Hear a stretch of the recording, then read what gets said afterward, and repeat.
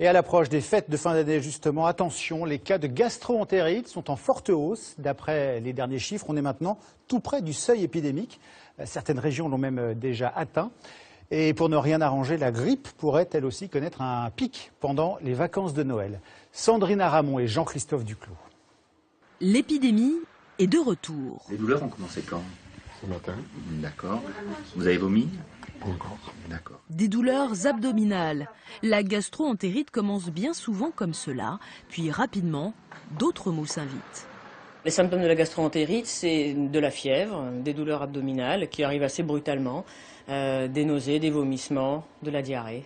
Ça dure en général 24-36 heures, où souvent on est obligé de s'aliter. C'est difficile de continuer sa journée avec une gastro-entérite.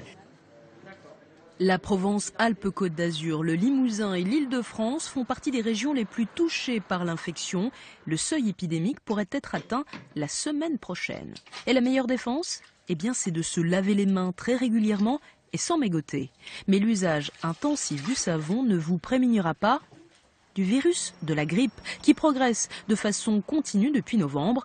Pour ceux qui le désirent, il est encore temps de se faire vacciner. Sachant que le pic va être sans doute mi-janvier et qu'il faut une dizaine de jours pour que le vaccin fasse son effet, il n'est pas trop tard pour se faire vacciner, en particulier les personnes à risque, de plus de 65 ans, les femmes enceintes, les malades chroniques. Gastro-entérite ou grippe saisonnière, en cas de symptômes, dépêchez-vous de consulter. 4 syndicats de médecins libéraux appellent à la grève à compter du 23 décembre et pour toutes les vacances de Noël. Un réseau de faux monnayeurs